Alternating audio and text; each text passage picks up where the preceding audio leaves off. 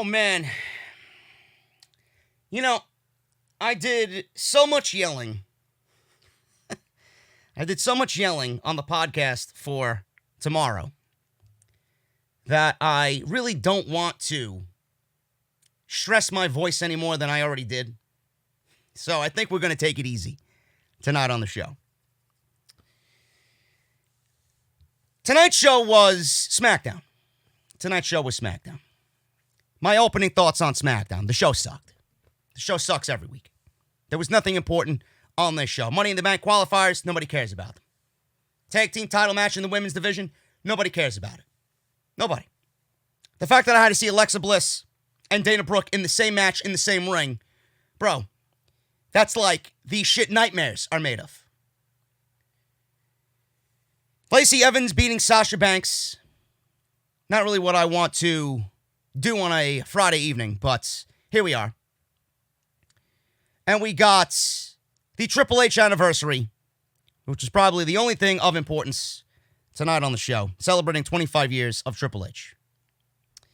Now, we're going to go over the segment later because it was the last thing that we seen on the show. But I got texts from people that I communicate with when these shows are on. Some asking me, you're going to shit on the show tonight? And I'm like, yes, of course. SmackDown. I always shit on the show every Friday. You guys know how I operate on Off the Script every Friday. Some people wanted me to go extra hard. Extra hard. That's what she said. Extra hard on the show because of what happened on SmackDown in that closing segment. I can't go extra hard and I can't shit on 25 years of a man's career with Triple H tonight. I can't do it. Was it cringe? Was it cheesy? Did you care to see Vince McMahon corpse himself out into the Performance Center tonight? Yes, it was cheesy. Yes, it was corny. Yes, it was cringe.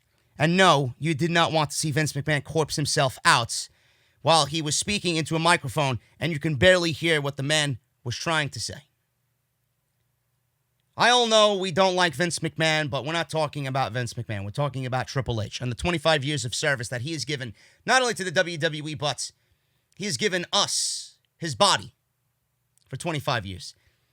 Was this a Triple H retirement of sorts tonight? I don't think so.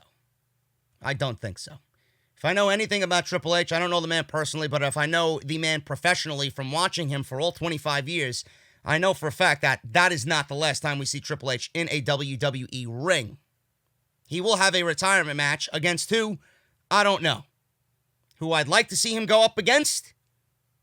I have my choices, I have my picks, but that's not really a topic of discussion right now. Triple H's 25 years are very hit and miss. He's not the greatest of all time. He never intended to be the greatest of all time. There is this love-hate relationship with Triple H in the community. You either love him for what he's done, you hate him for what he's done. A lot of people think he is one of the most undeserving superstars of all time, one of the most overrated superstars of all time, one of the most overprivileged superstars of all time, and the only reason why he is where he is today is because of the family that he married into. He played the game the right way. That's the reason why they call him the Game. You know, they call him the Game for obvious in-ring reasons, but the reason why they call him the Game is because of how he got to where he is today. He's no stupid idiot. He's no dummy. You know, I could sit here and talk about Triple H's accomplishments. I could sit here and talk about his accolades. I could sit here and talk about how many championships he's won, how many matches that will go down as some of the greatest of all time that Triple H has been a part of. He's never been that Shawn Michaels-like pro wrestler. He never went out there and tried to be flashy. He never went out there and tried to give you a 5-star match with his unbelievable athleticism. He never flew off the top rope like Shawn Michaels did with that beautiful elbow drop off the top turnbuckle. He never did a kip up like Shawn Michaels would do when he would make that babyface comeback, you know? But Triple H didn't need to do that. Triple H sold you on the in-ring story that he tried to tell. And in some circles, in some eyes, that is greater than any individual that you could put in that ring that could have the world's greatest athleticism. Because in pro wrestling, it's all about the story. It's all about feeding off the crowd and just using that crowd energy to tell the story in the ring. Your body language, your emotions, your selling, you know? He was never that type of guy. I always looked at Triple H as very much old school. Everything about Triple H had influence of the old school, whether it was coming from Ric Flair or Harley Race or anybody in that era. It was always that type of mentality for Triple H. Yeah, he knew he didn't have to do that, but even though he didn't have to do that, Triple H knows, and this is why I value Triple H more now than ever. Triple H knows he didn't have to do that, but he knows that's what's in now. You know, he's not like Vince McMahon.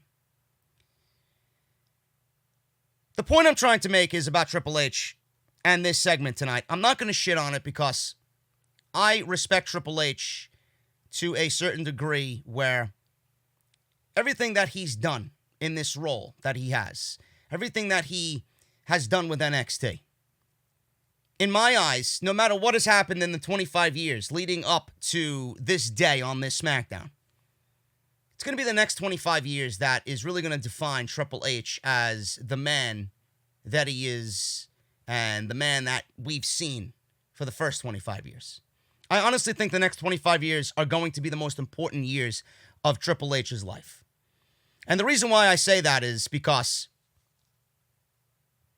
I don't know anybody else better suited for the position of taking over for Vince McMahon when Vince McMahon goes. And the reason why I say that, and you might not agree with that, and what I'm about to tell you, you might not agree with it at all. But if you're an OG of the channel, if you know me and know my likes about WWE, I'm not always negative about WWE. I love NXT. I think NXT is the best wrestling promotion in North America. It may very well be the best wrestling promotion in the world. And I've always thought that. It's got the best stories, the best talent, the best way to operate a business is NXT. I value Triple H more now than I think I've ever valued Triple H in all of his 25 years. I value Triple H more now than I ever valued Triple H as an in-ring performer. Because he's the only one in the WWE in that management position. He's the only one publicly who knows and is in sync with what's going on outside of the WWE bubble. Others may know, but the thing is, they don't care. Triple H knows and Triple H cares. There's a reason why NXT is what NXT is today, because Triple H knows. And when he knows, he's going to go out and do. Triple H has the passion, the drive, and the direction that we all look at when we look at somebody leading a promotion like NXT. He's got the direction that he has moved forward with NXT, and I've said it for years. Whatever Triple H has done with NXT is the way WWE needs to be on the main roster. Everything that NXT has done has been perfect. Perfect. And they're even, besides the CV, besides what's going on now, NXT was putting on some of their best shows ever, just as of 6 months ago. The WWE being led under Triple H, if and when Vince McMahon goes, for all we know, he'll live to 267 years old. We don't know. I have faith in Triple H. Now, you might not have faith in Triple H. You might be laughing at me thinking that Triple H is eventually going to take over Vince's position in the WWE. It might be, you know, we don't know. Might be that fucking buck-toothed beaver done for all we know. But there's nobody better suited for that position to take the WWE where they need to be than Triple H. Everything about NXT's model, from the way that they handle business, from storylines, to the way he molds and creates talent. Remember, Triple H creates, Vince kills. This is a thing, folks. It's not some fucking daydream. You watch it every single week. From talent, to shows, to the way he handles new up-and-coming talent, whether it's through a vignette or a video package, or weeks of build like we're seeing with Killer Cross right now. He cares. He gets them ready. He surrounds himself with people that know how to get the job done. He surrounded himself with a team that's eventually going to lead WWE into the future. His team, people that know what the WWE needs to be. There's a reason why their main shows are called TakeOver. Not only are they taking over every independent territory in the world, but Triple H is eventually surrounding himself with people where he's eventually going to take over WWE. It's almost as if it's a foreshadowing. And when that day comes, then maybe, if I'm still doing this, maybe I'll ease back on my criticisms. Because, honestly, right now, it can't get any worse. If Triple H is there, it cannot be any worse than what it is right now. So this is why I say I value Triple H more now than I did in any year he's been in the ring. And I think the next 25 years is going to be the most important in Triple H's life and career, because it's going to really set him apart from everybody else. It's going to really put him to the test. It's really going to be, does he have the brains and the power? And does he have the creative genius to take WWE where it needs to be? Because we all know WWE right now is not the way it needs to be. What they're doing right now on television, I don't care about financials. I don't care about what's going on with the stocks. I don't care about how much money they're making, how much money they're losing. I don't care about what they need to do as far as budget cuts. I don't care. I don't care. There are people in the company specifically set in positions to do that type of shit. To bring everybody that needs those numbers. Triple H needs to concentrate on building his legacy on what we see on TV. And I've said it for years. With what you see on TV, it directly affects everything. It affects everything. It affects the stocks. It affects us. It affects live attendance. It affects ratings. It affects everything. If the shows aren't good, everything else will suffer because of it. They're not making the shows better. They're not making the shows better.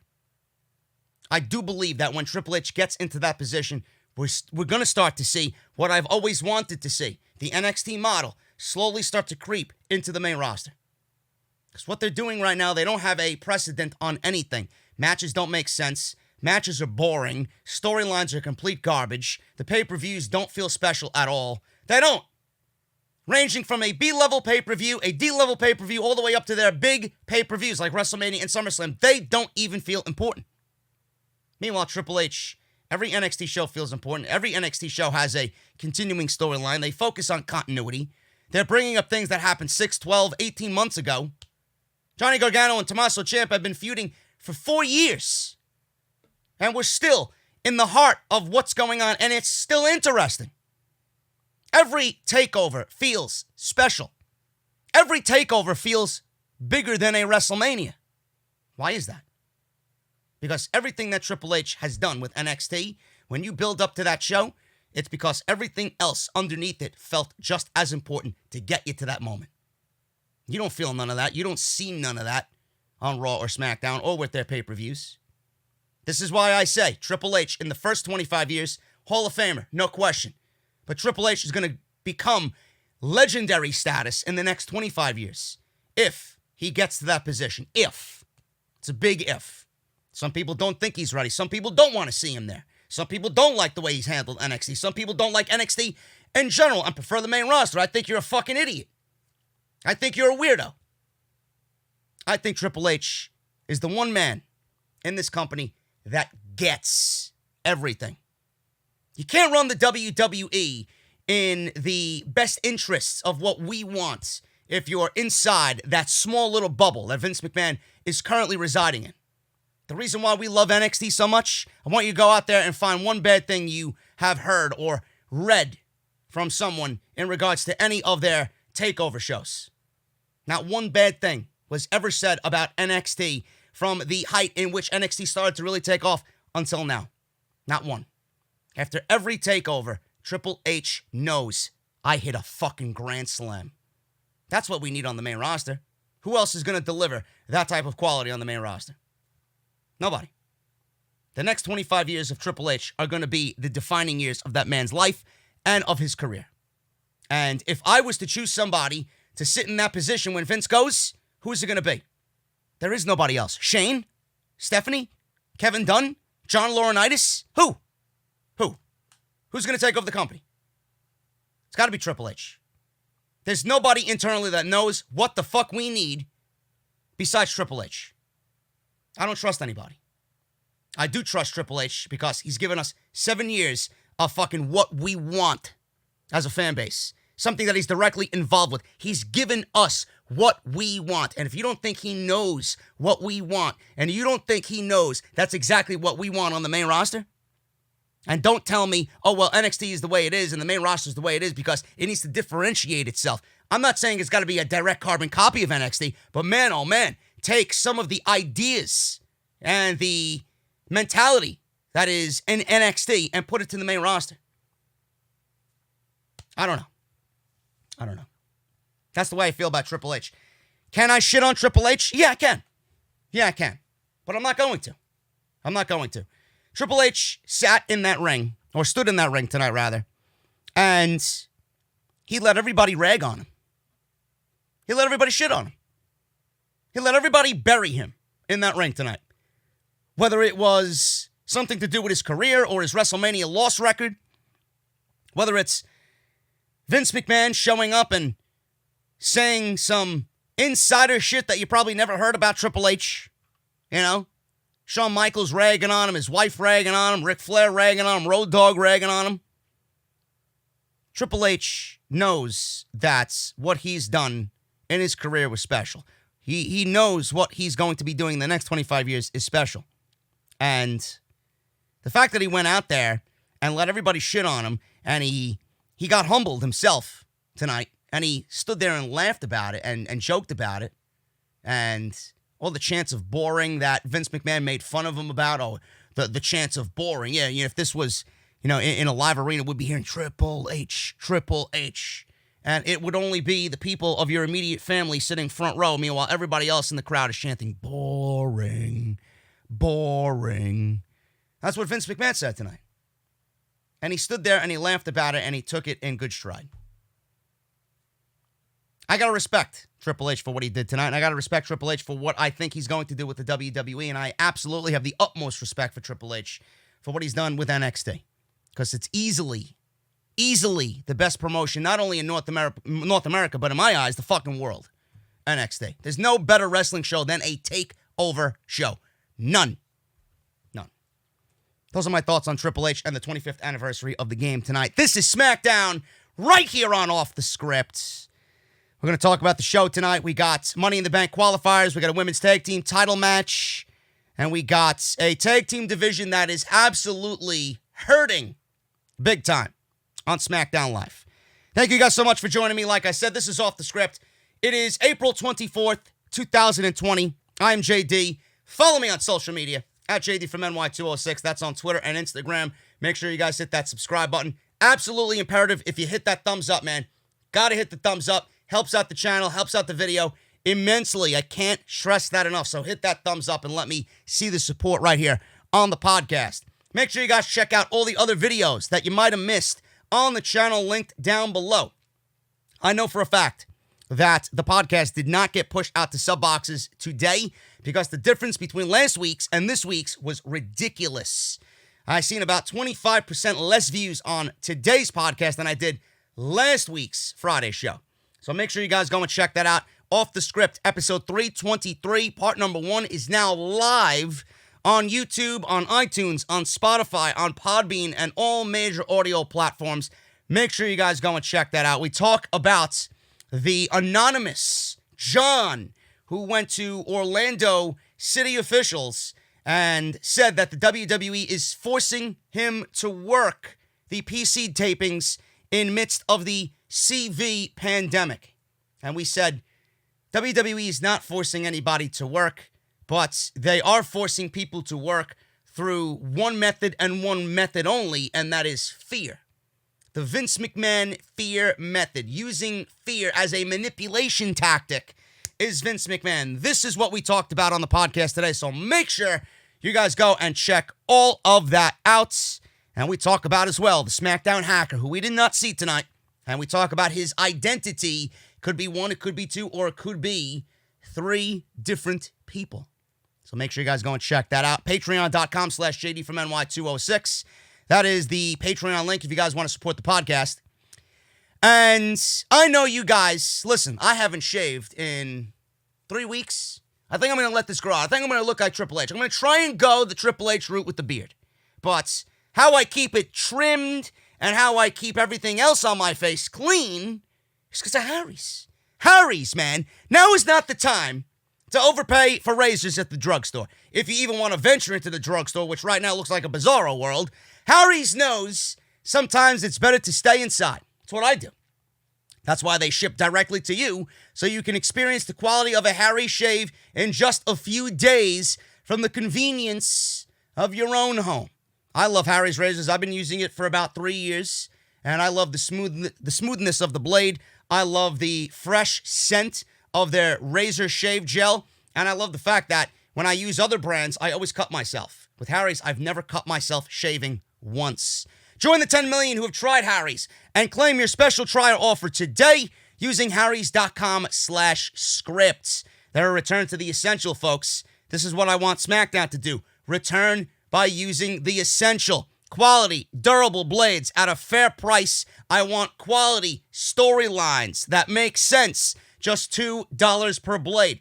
They cut out the middleman. Manufacturing blades in their German blade factory that's been honing precision for close to a century, which means you guys get incredibly high-quality blades at factory direct prices. Harry's is super convenient as well. Blade refills are delivered directly to your door on your schedule, with or without a subscription, and you guys can feel good about your purchase. 100% quality guarantee. If you don't love your shave, they will give you a full refund, and 1% of proceeds are set aside for non-profit organizations devoted to helping provide access to better health care for men and veterans. Guys, what you're going to get when you sign up: a weighted handle with a firm grip, 5-blade razor with a lubricating strip and a trimmer blade, rich lathering shave gel with aloe to keep your skin hydrated, and a travel blade cover to keep your razor dry and easy on the go. Harrys.com/script. They've been with me for 3 years. I love them. Very good friends of the podcast, and you guys know the deal, man. Go to harrys.com/script and look good while you're in quarantine. And I want to thank them for supporting the podcast right here on Off the Script. SmackDown started off with the New Day. They were in the ring. We seen clips of Xavier Woods and Kofi Kingston celebrating last week when Big E won the tag team titles in a one-on-one triple threat match on SmackDown in the main event, which was not given enough time and barely got anything going whatsoever. Kofi and Big E talked about being the champions for the 8th time, which is absolutely ridiculous. Why are they 8-time champions, folks? I say this all the time about Charlotte.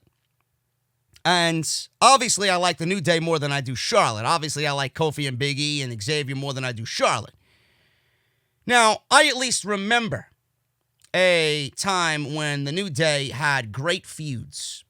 They had great feuds with the Usos. They had great matches with the Usos. It's pretty much all I remember. I don't really remember anything that the New Day has done with any other tag team. Nothing really stands out as memorable. Now, the one thing that stands out with the New Day and the Usos is that great Hell in a Cell match. That was fucking fantastic.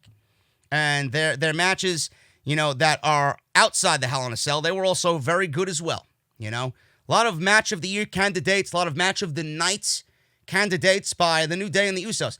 But the thing is, that's the only thing they're going to be remembered for. They're going to be remembered for 8-time tag team champions, and this is what I don't get. They're going to be remembered as 8-time tag team champions, but they're not going to really be remembered for one memorable title reign in all 8 reigns. Not one. Because if you have 8 reigns, then that means, just by looking at it on paper, that you had a really competitive, deep division in the WWE. And you don't have anywhere close to that. So when the New Day is at the end of their careers and they're 12-time tag team champions and they break whomever's record for the longest, I guess the most times of holding the tag team championships, You're going to look back at the New Day's championship reign for 12 times, and you're going to think to yourself, who did they actually beat that I legitimately cared about? And it's not going to be anybody outside the Usos. And that sucks. Because I said this in regards to Charlotte Flair. And if Charlotte drops the title to Rhea Ripley, Charlotte's eventually going to run through the entire women's division of NXT. Rhea Ripley is, as women's champion, is only as good as the people challenging for the title. The New Day have nobody. Who do they have? They got the Lucha House Party. They got the Forgotten Sons, which on social media, from what I gauge, no interest there in the Forgotten Sons. You got Miz and Morrison, who people think are absolutely cringe. Johnny Drip Drip. I don't know where the fuck that came from. The Miz is awful as a babyface, and he's awful in this role. He went from babyface being awful to cringe being awful as a heel. They got no division. And this is the lack of care on WWE's behalf. So when the New Day are tag team champions for 8, 9, 10 times, I'm going to look at their division and I'm going to deem them, it's not really all that special. You're just adding a number because of whatever reason. You're adding a number and padding their stats for whatever political agenda you want. You want them to break said team's record, and that's the only reason why you're doing it. It's the only reason why you're doing it. Just like they're adding title reigns on top of Charlotte Flair's resume because they want her to stand out as the greatest woman of all time, just like her father. They're only doing it because of who she is, not because of what she is. None. And there's not one reign from that woman that I could look back at and say is memorable. Nobody. And the same thing will happen with Becky Lynch. You think people are going to look back at this title reign for Becky Lynch and think, oh my God, what a title reign that was. Who the fuck did she defend the title against? Sasha and Asuka. That's it. The only thing I'm going to remember from this title reign is that great Hell in a Cell match with Sasha Banks. And I'm going to remember how WWE fucked up the women's division with Becky Lynch as champion coming out of WrestleMania. When Ronda went away, so did WWE's desire to push the women's division. Same thing is happening. This is their bread and butter. The New Day, Becky, Charlotte, right? The Usos. They push the same people over and over again. I can't stand it, personally. I can't stand it. So, put your hands together for Big E. Kofi said Big E said there isn't anyone here, not a soul. Big E said our girls are wrapped around our waist, meaning the titles, again. When he said, speaking of last night, Kofi interrupted him and said, whoa, not here with that type of information. Now, Kofi's a married man with children. Well, who's wrapped around his waist is what I want to know. Or maybe Big E took both girls for himself and not Kofi. Maybe Kofi went to bed early. Got to be a good boy, bro. Kofi said he's not trying to be braggadocious. I don't know who the fuck uses the word braggadocious, but here Kofi Kingston used it. He said, in a very proud tone, braggadocious, he's very proud. He said that they have more title reigns than great teams that like the Hart Foundation, the British Bulldogs, the New Age Outlaws, Edge and Christian, Demolition. Big E says it's more titles than future Hall of Famers Tom Brady and new Tampa Bay Buccaneer Rob Gronkowski. I think he mentioned Rob Gronkowski. I really wasn't paying much attention, but both of them are on the Buccaneers now. It's like a WWE storyline in the NFL. Oh, Brady signs with the Bucs. Oh, there's my best friend, Rob Gronkowski, signing with the Buccaneers. Out comes the Lucha House Party. Yes, I didn't stutter. There's no typo in my notes. Out came the Loser House Party.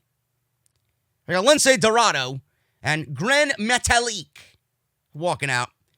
And they said they're tired of watching team after team get opportunities instead of them. Well, bro, listen, if Metalik spoke English, then maybe you'd be in line for a fucking title shot or a better push on SmackDown. But Vince doesn't like, hey, first of all, you got two negatives against you. Vince doesn't like these Spanish-speaking individuals. And number two, you're both wearing masks. So WWE's not going to push anybody with the lucha background on WWE TV. I'm sorry. They congratulated them and then challenged them. What makes the Lucha House Party, the Loser House Party, what makes the Loser House Party deserved coming out here getting a title shot? What gives them the right to challenge for the Tag Team Championship? None. So this segment was going downhill, and downhill fast. Miz and Morrison interrupted and walked right past them, of course, because that's exactly what WWE thinks of them. Having Miz and Morrison walk right past the Lucha House Party, that's exactly what WWE management and WWE creative think of the Loser House Party.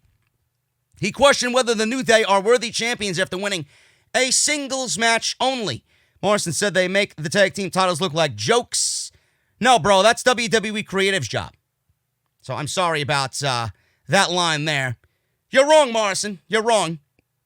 Gran Metalik spoke in Spanish, and The Miz asked Morrison what he said since he wrestled in Mexico.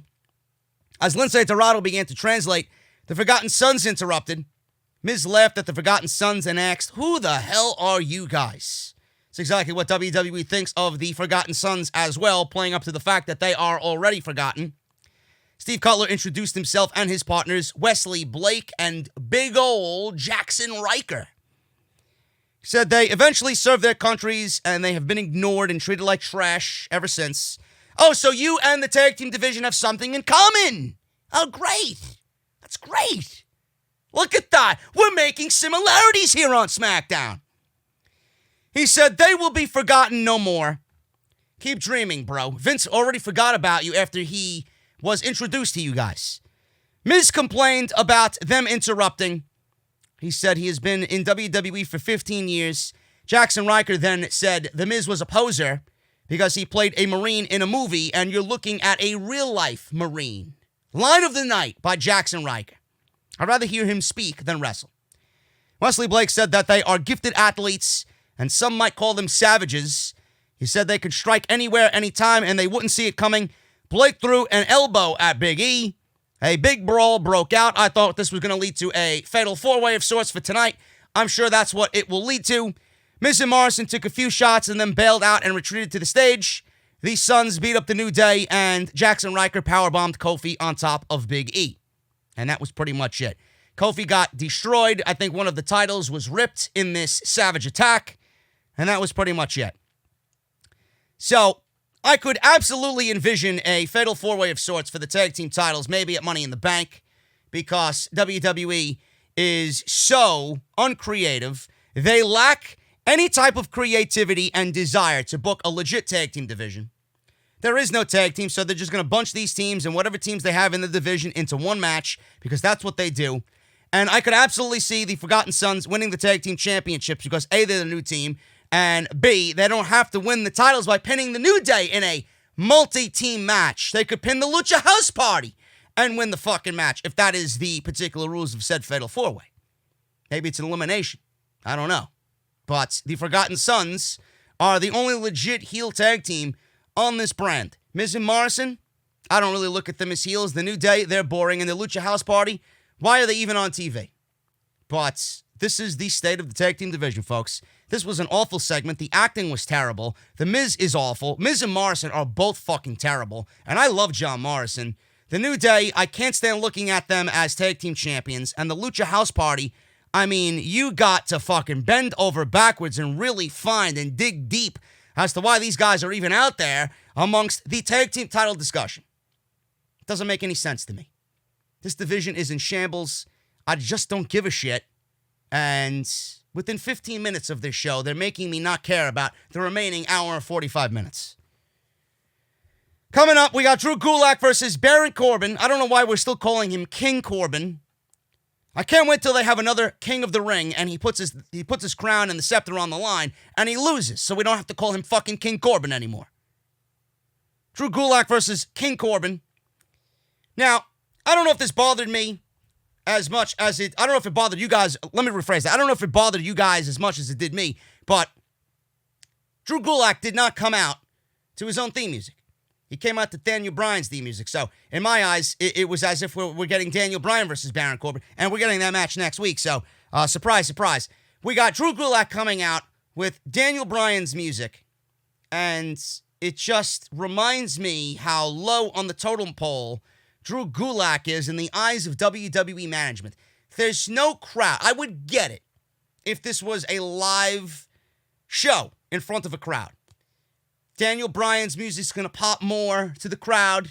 It's going to be better for Gulak to come out to Daniel Bryan's music because Daniel Bryan's music is going to pop the crowd and they're going to pop for Gulak because he's with Daniel Bryan, yada, yada, yada, right? But we're in an empty performance center and you're in front of nobody. Drew Gulak is his own individual. He's his own person. He's his own wrestler. So who are you popping the crowd? Or where are you popping the crowd?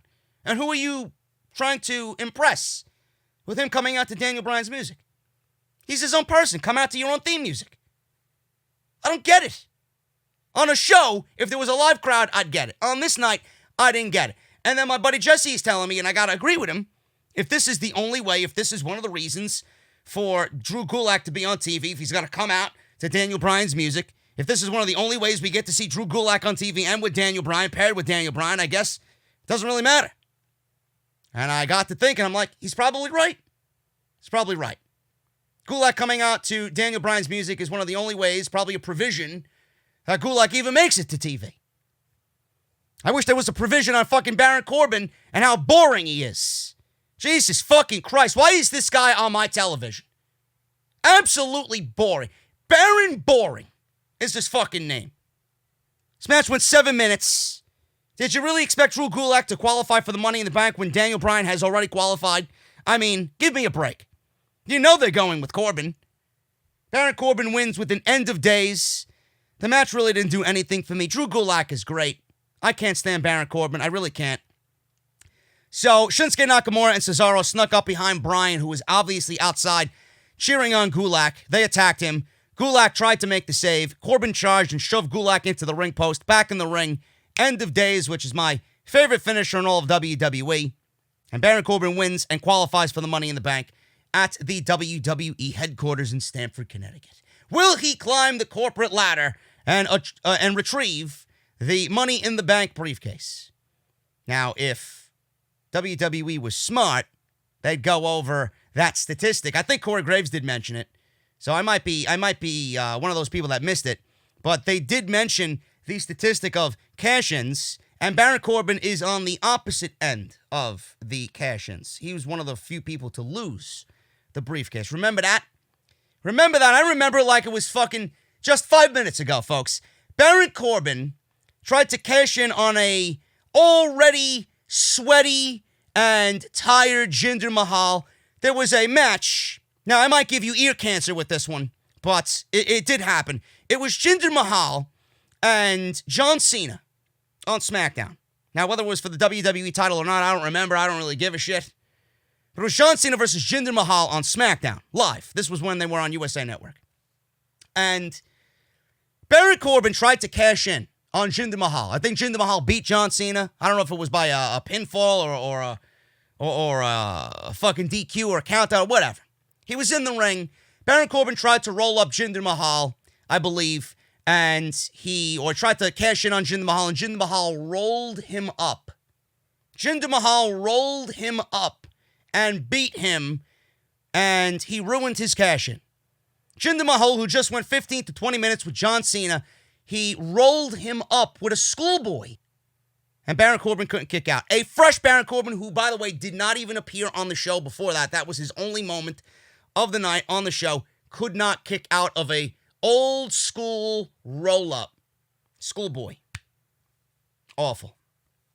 Guarantee you Baron Corbin wants to forget about that one, right? Getting pinned by Jinder Mahal, one of the worst WWE champions of all time. While you go on and lose your briefcase and then go on to be squashed by John Cena at SummerSlam. In the opening match, which barely lasted 8 minutes. I was there and drunk. No, I wasn't there, but I was in Brooklyn watching it at a bar, and I was drunk watching it. Awful. Absolutely awful. Baron Corbin's in Money in the Bank. Depending on who's in it, the only one I see winning it is Aleister Black, but that's too good of a decision. So they could absolutely give it to Baron Corbin, and we could be sitting here in a couple of weeks criticizing how WWE made yet another creative blunder. So it's either Aleister Black or Baron Corbin. Who are you choosing?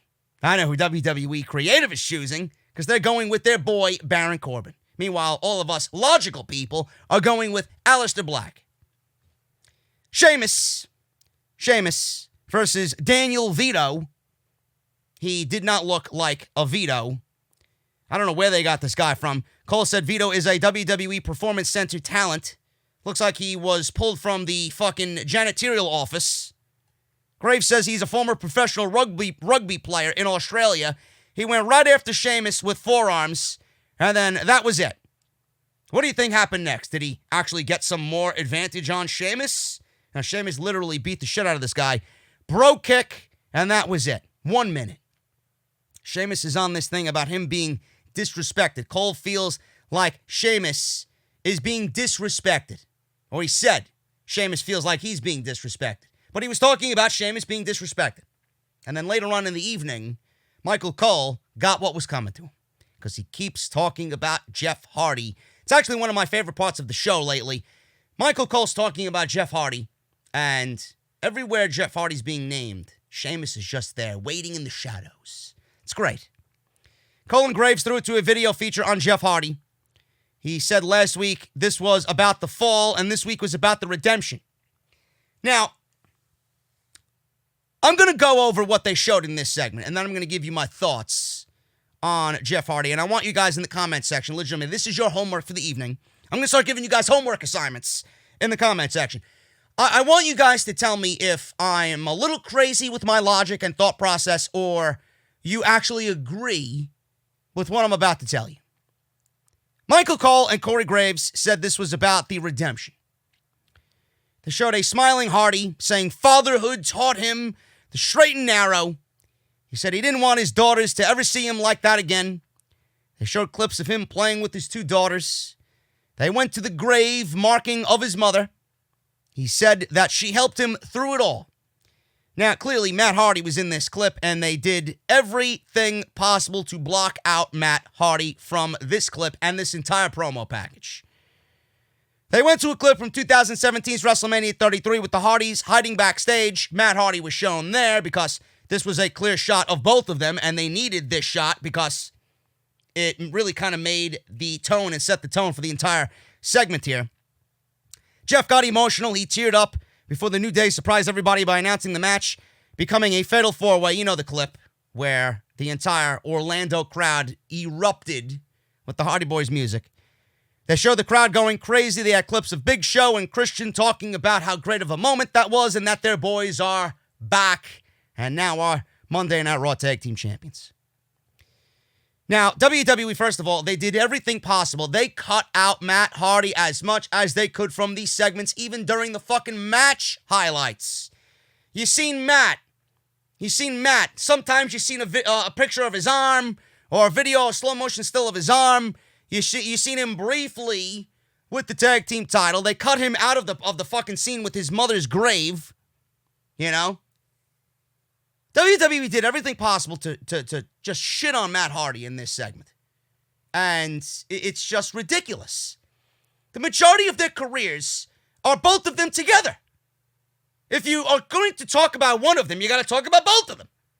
And here they are doing everything possible, being as petty as fuck, WWE, leaving out Matt Hardy out of all of these segments. It's laughable. All because he went to AEW. They got to shit on Matt Hardy like that. Well, maybe if you didn't treat him like a piece of shit, maybe he'd still be with you. Maybe if you let him be, I don't know, broken in WWE, maybe you wouldn't have to go around and fucking work yourself into circles to try and leave this guy out of a video package with the Hardy Boys. It's not the Hardy Boy, it's the Hardy Boys with Z. Okay? Plural. Now, this is your homework assignment, folks. Let me know what you think down in the comments. Is it me? Or is WWE putting more efforts into a video package of Jeff Hardy making his umpteenth fucking time comeback? More effort into Jeff Hardy with these video packages and montages and these highlight reels with his return to SmackDown. Are they putting more effort into Jeff Hardy than they are into, I don't know, an Austin Theory or an Angel Garza or an Andrade when he showed up on the main roster or an Aleister Black or a Ricochet? You know, they did that with EC3 once upon a time. They did that with Lars Sullivan as well. And we all know what happened to him. But EC3, we all know what happened to him, too. He's fucking standing in a window, and he's wearing designer coats. EC3. You know? I don't want to be like EC3 wearing fucking designer coats. Is this what you want? I don't. It's not what he wanted either. WWE is so ass backwards. If they put as much effort into their young up-and-coming talent, the way that they're doing week after week after week after week with Jeff Hardy, then this company would be in a better place. Am I wrong for thinking that? Now, I am a big fan of Jeff Hardy. I think Jeff Hardy's great. But in the end, Jeff Hardy is a legend. The Hardy Boys are a legendary duo. Jeff Hardy doesn't need this type of up-and-coming spotlight on him. WWE could have used this moment or packages like this and the effort that they put into this to build up any one of the up-and-coming talents that they've already debuted on the main roster up from NXT. They could have did this with the Street Profits, didn't do it. They could have did this with the AOP, they didn't do it. They could have did this with the Viking Raiders, they didn't do it. They could have did this with the fucking Revival, they didn't do it. They didn't do it. I don't get why you put so much effort into somebody that doesn't need it at all. He could show up any day of the week and people will know. We already know about Jeff's history. We don't know about anybody else. Why are you making me care about somebody we already care about? And you're not making me care about the future of your company. This is the type of shit that as a fan pisses me off. I can't stand it. And if they did just a little bit of what they did here with Jeff Hardy, with anybody else, these guys, these performers, these shows would be better off for it. Let me know what you guys think about that down below. NXT does it. Why does NXT go to the lengths of doing what they did with their talent like WWE's doing with Jeff Hardy, and the main roster can't do that when they're pulling someone up from NXT? It's not logical to me. It really isn't. I fucking hate that. I hate the fact that we didn't get to see something like that with Ricochet. If WWE did that with Ricochet, Ricochet would be so much more over on the main roster. He really would. But they don't take the extra step and they don't go that extra mile. They don't take the initiative because they don't care. They don't care. All they see is, they see Ricochet, who made a name for himself on the independent scene. Now you're in the big leagues. Now you're starting from zero. They got to break him down so much and then build him back up in their image when they're ready. And that's fucked up. Instead of taking a guy who doesn't really need much, you can mold him in a way that you want, but it doesn't need much. Work on his promo skills. Work on changing his in-ring style a little bit because WWE's got too many flippy shits going on. Too much flips and dives and this and that, you know? But man, oh man, the fuck you got to break him down to nothing for and make us all shit on the guy, only for you guys to try so fucking hard, 5 times harder than it would normally be, to get him back to where he was already and to get us to care about him. WWE doesn't make any sense to me, man. It really doesn't make any sense to me whatsoever. And why are they pushing Jeff Hardy? Why is WWE doing this with Jeff Hardy when realistically he doesn't need it? He's getting a spotlight. He's getting a big push on SmackDown. Great. Great. They need baby faces on this show to challenge the obvious heel champion coming out of Money in the Bank. But I said it.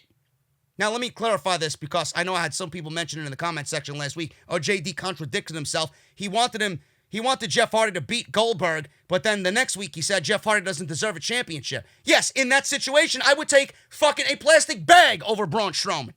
I'd take this fucking squeezy toy of a Buffalo Wild Wings foamy beer over Braun Strowman. Give me a fucking break. I'd take anybody over Braun Strowman. But that doesn't negate the fact that Jeff Hardy doesn't deserve to be given this type of spotlight and a major push. You know? You're asking me with a gun to my fucking head who I want, Jeff Hardy or Braun Strowman. Bro, I'm going to take Jeff Hardy beating Bill Goldberg for the WWE Universal Championship. But that doesn't mean he deserves a fucking championship. You know?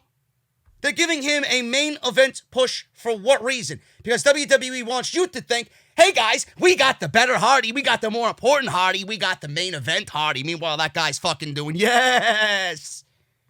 and playing with fucking drones on fucking AEW. You know? That's what they're doing it for. They're doing it because fuck Matt Hardy. Moving on from the Jeff Hardy stuff, we got Miz and Morrison versus the Lucha House Party, Gran Metalik and Lince Dorado.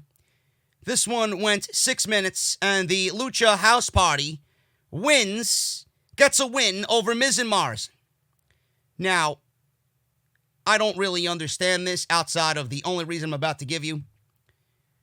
The Lucha House Party wins here because they were the first team to show up in that segment with the New Day, demanding a tag team title match or requesting a tag team title match. Why, I don't know. They haven't done anything but lose. So I guess they needed to justify themselves, or the WWE needed to show some type of justification here in the Lucha House Party, throwing their name into the hat in the tag team title hunt. So it gives them some sense of credibility here because of an eventual fatal four-way that I'm sure is going to be happening at Money in the Bank. Whether it's a ladder match of sorts or a standard fatal four-way match, I don't know. And they needed some type of win here, just to kind of make sense of why they're even in discussion here when we all know that they should not even be in discussion. So that's that. Lucha House Party wins, and Dorado surprised The Miz with a roll-up for the victory. Sasha Banks and Bayley. Bayley's out there with Sasha Banks. It was Sasha Banks versus Lacey Evans in a Money in the Bank qualifier. Sasha carried a picture of Lacey's daughter cut out and glued on a icy pop stick. Maybe she had one of them WWE ice cream bars. I don't know. Graves said Banks is looking to get her teeth knocked out. I doubt that's going to happen, Mr. Graves, because the loser's right is one of the worst finishers in the history of WWE. When you got to imitate the Big Show, then you know you're at the bottom of the barrel when it comes to finishing moves. Sasha Banks with Bayley versus Lacey Evans ends in 7 minutes. Lacey Evans wins and advances to Money in the Bank. Now, I'm sure you guys are looking at me and you're looking at me read this outcome and you're probably anticipating me just bursting with anger. You're probably waiting for me to shit all over this. What do you want me to say? What would you like me to say? I seen this coming.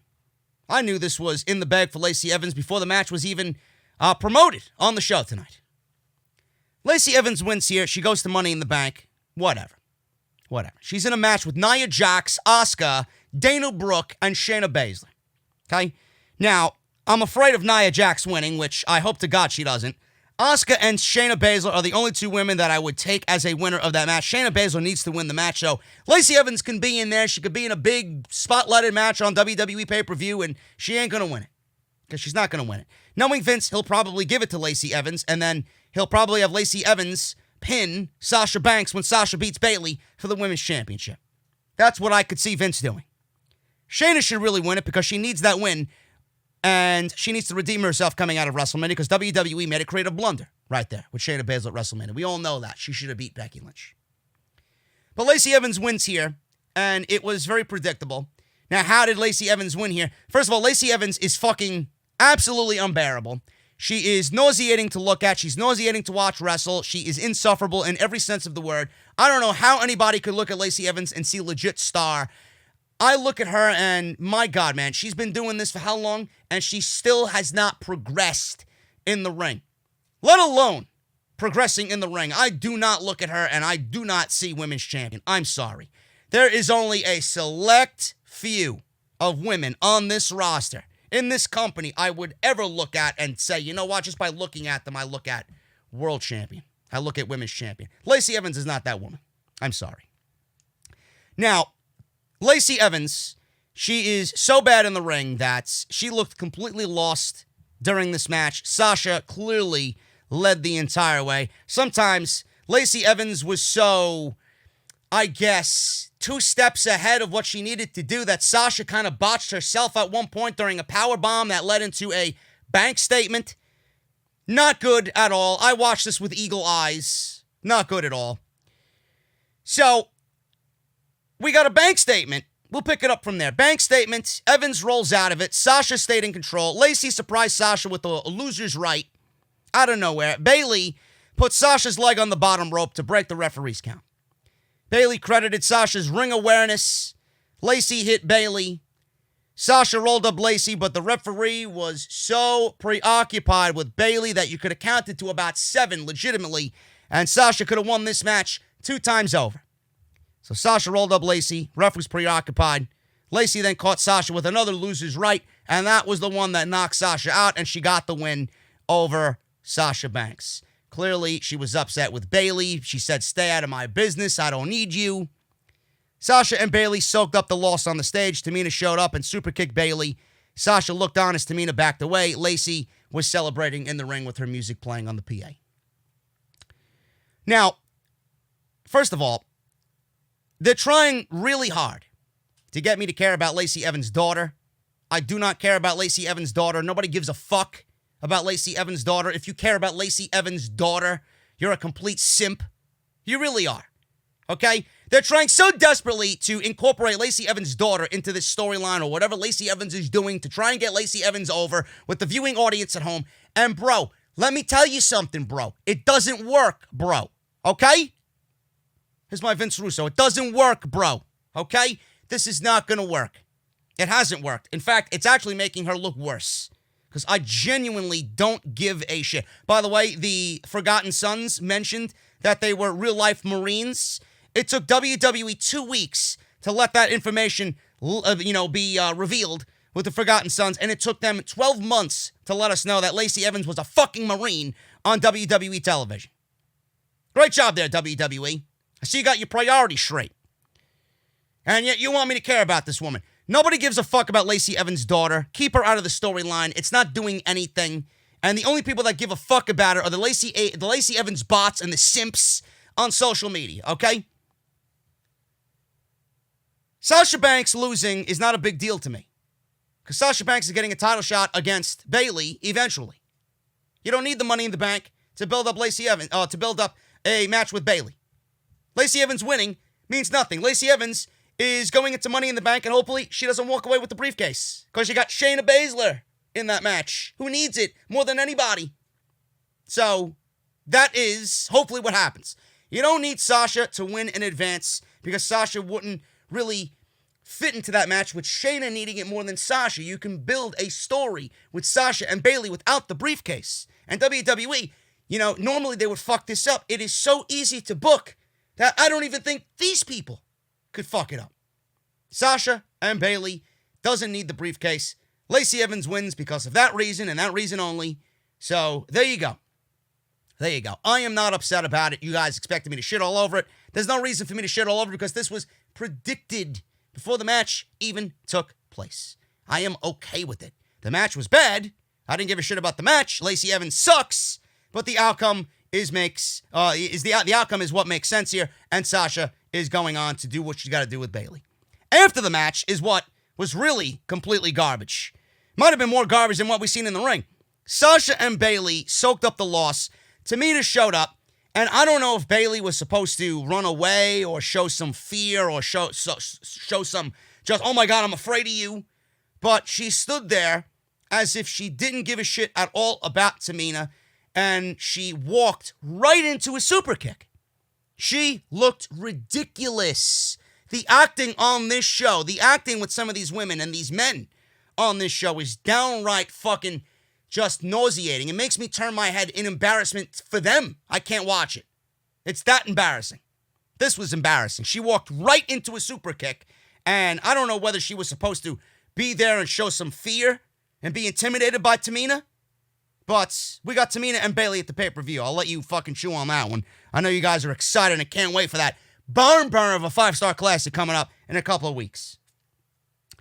Seen a video package on Braun Strowman with Bray Wyatt and their history. They show clips from the 2015 Braun debut. Don't remind me. I remember one main event they gave him against Dean Ambrose. You guys remember that? Remember how awful that was? Holy shit. Bray called him the greatest gift Sister Abigail has ever given him.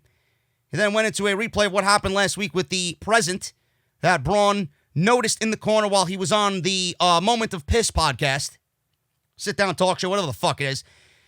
Which stunned Braun, and that was pretty much it. They went over the very brief history, because Braun's history in the Wyatt family was so exciting, right? So exciting. Then we got the present from last week and the mask, and that was it. That was it. So, all I'm going to say about this, Michael Cole said that this is deep-rooted in history, and this is so personal for the Universal Championship. It's so personal. How? How? You didn't really tell me anything to get me excited with this clip of showing his history in the Wyatt family. And then just as quick as you showed us what he did in the Wyatt family, you showed us what happened last week, which I don't really give a shit about. What's so personal here? WWE is trying to make this seem more than what it is because they know they booked themselves into a creative corner. It's as if they want people to just stop thinking, well, WWE booked themselves into a creative corner. Braun can't lose. Bray can't lose, right? They booked themselves into a creative corner, and WWE is trying to mask all of that by showing you, oh my God, it's deep-rooted in history, and it's so personal between Bray Wyatt and Braun Strowman. Give me a fucking break. Now, the one thing that worries me is that it's Braun Strowman versus Bray Wyatt. It's not Braun Strowman versus The Fiend. That's the one thing that fucking concerns me. Either way, it could be fucking Huskus the Pig. It could be Abby the Witch fighting for the Universal Championship. Whoever's in that match with Braun Strowman needs to lose. Somebody from Bray Wyatt's camp, I don't give a fuck who it is, should win the world title. Bray Wyatt needs to be the world champion. Simple. I don't give a fuck. I would take Bray Wyatt as champion and quickly bury Braun Strowman just as quick. Like that. That's the right decision. But WWE booked themselves in a corner. You either make Braun Strowman a transitional champion and bury him eternally, or Bray Wyatt is the one going to be buried. And he's already on fucking life support. He's hanging on strings at this point. WWE has booked themselves into a creative mess. Nobody's going to tell you that, though. They're going to be like, oh my God, the history, it's so fun. I can't wait. I can't wait for the match. Bullshit. While you're getting excited about the fucking lack of history that there is between these two, I mean, I can only remember one other fucking time that these two crossed paths since he left the Wyatt family. You want me to give a shit about their fucking lack of history in light of the creative blunder that they are giving us right now? With this match even taking place? Come on. Think. That's why I'm here. Dana Brooke and Carmella. Dana Brooke X Carmella, if she's ready for their match tonight. Mentioning the acting on this show. Awful. Dana Brooke is an awful fucking actor. I cannot listen to her speak in a backstage segment. It is fucking terrible. Absolutely terrible. Dana X Carmella, if she's ready for their match tonight, she kind of made fun and poked fun at Carmella about not being 100% focused on their match because she said that to Dana last week because she has a Money in the Bank qualifier next week. They shared a laugh, and then they predicted victory over Alexa Bliss and Nikki Cross. So we got the tag team title match. Folks, if you think I took notes on a match that consisted of Alexa Bliss and Dana Brooke being in the same match, who do you take me to be? Who do you take me to be? Ryan Satin? Who do you take me to be, bro? Come on. I didn't take fucking notes for this match. Give me a break. Who won? I don't even know who won. Alexa Bliss and Nikki Cross win in 7 minutes. There you go. Then I had some Alexa bot. Ha ha ha, my girl retained the title. JD, you salty. Hide reply. You guys know I can hide replies now and then block you all in the same fucking motion of a mouse, right? There you go. There you go. Go ahead, tweet me. Tweet me with your fucking Alexa Bliss fucking header and your profile picture and the fact that you are just making a montage of fucking jerk-off posts to Alexa Bliss on social media. I could hide your reply and block you in the same fucking motion. I love it. Twitter is working to my advantage, bro. This match was fucking terrible. Dana Brooke is fucking awful. I don't know. Again, I don't know who's out there being a Tamina fan. I mean, the fucking three of you that exist. I think Dana Brooke is even worse. Well, maybe not worse. Nobody could be as bad as Tamina. But, man, she's in the same category. 2 peas in a pod. Dana Brooke and Tamina. Imagine that. Imagine Dana Brooke having fans. Oh, my God. You imagine somebody on social media thinking Dana Brooke's going to win the Money in the Bank? Oh, man. Jesus Christ. That is good stuff right there, man. That is quality comedy relief, bro. Oh, my goodness. Oh, man. Awful, awful, awful, awful. Bliss and Cross win in 7 minutes to retain the tag team titles that have as much value as this red Solo cup that my cold beverage currently sits in. There you go. Triple H and the 25 years of celebration for Triple H. Not going to say much on top of what I already said in the first 15 to 18 minutes of this podcast to open up the show. But we're going to go over what this segment consisted of quickly. Triple H made his way to the ring. Triple H says he can't believe it's been 25 years. Then he was interrupted by Shawn Michaels, who said he couldn't celebrate without him. When Triple H put his arm around him, Michaels paused and said, "Oh, social distancing, buddy, social distancing. I love you, but don't touch." Triple H asked if those are the new 2 words for you, because Triple H was in the ring while Shawn Michaels was doing, "I got 2 words for you, social distancing." Michaels said he sent out hundreds of invitations to his friends and loved ones who care the most about him. And, well, we are all here for you. Ha, ha, ha. There's nobody there. They went to a wide shot of the empty PC, poking fun that nobody was legitimately there for him. Michaels asked him to appreciate that Cole and Graves showed up. He said he's still a draw and still packing them in. Michaels said they've been friends for the entire 25 years, but before they celebrate, he never got the chance to thank him for the 25-year anniversary show that they celebrated on SmackDown. He said it was a great time. He asked if he remembers that special episode. Triple H looked uncomfortable. Michaels asked what his favorite moment from that show was. Triple H said it was hard to boil it down. Michaels asked him to boil it down. Triple H says he can't. Michaels said there wasn't a celebration for him, and Triple H feigned surprise and said when he gets to the office, heads are going to roll. Michaels said, all kidding aside, he wants to share with the world his thoughts on him. He said, DX, we were money. He said it was a good time. They had fun. Flawless execution, one-take wonders. Everything we touched turned to gold. They went to a video package of DX's greatest moments. They showed outtakes and bloopers. Michaels then threw to Triple H, losing a bunch of matches at WrestleMania, to The Ultimate Warrior, The Undertaker, Daniel Bryan, Roman Reigns, Seth Rollins, etc., etc. They added up the WrestleMania losses with a counter on the screen that reached 11, and then they showed Ronda Rousey going to town and punching Triple H at WrestleMania 32, I believe. No, it was the 32. 34? I think it was. 32. Jesus Christ. 32 had the worst main event, one of the worst main events of all time for WrestleMania. Michaels looked at Triple H and said, you weren't that good. Triple H asked about Michaels' record. He changed the subject. This isn't about me. Just focus. Triple H says he does want to be serious and thanked so many of his opponents. He listed a bunch of big names. He said without them, his career would be nothing. Michaels talked about the hiccup in his career when you met her, that girl. He called her Stephanie. No fun. He mocked her and then said she was a nagging wife. Triple H's phone then rang, and he answered it, and it was Stephanie McMahon on the phone in a video call. And Stephanie was complaining to Triple H that Shawn was bringing her up. And Shawn Michaels was doing this and rolling his eyes and doing this with his hand, saying that she's talking too much and nag. She said that she can see Michaels mocking her on TV in the background because she was watching at home. You tell that no good lazy-eyed, ... and he hung up the phone. So Triple H said, Stephanie said, bro, she called. She said, you look great. Michaels said he has a lot of wacky people in his life. Triple H agreed. Michaels shifted to talking about Ric Flair, and then Ric Flair called Triple H, and he was on a video call congratulating Triple H. Flair warned Triple H not to let Shawn Michaels super kick him at the end of the segment. As soon as he hung up, the phone rang again. We go to commercial break.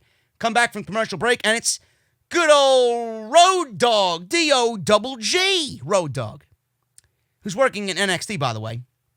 Good for him. I'm sure he's much happier now.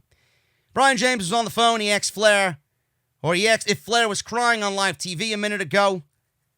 James said he knew he was going to be live on TV, or if he knew he was going to be live on TV, he would have colored his beard because he was shown with a lot of gray in his beard.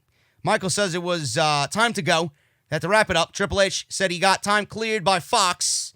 Michaels said that's good because he didn't get to Katie Vick yet.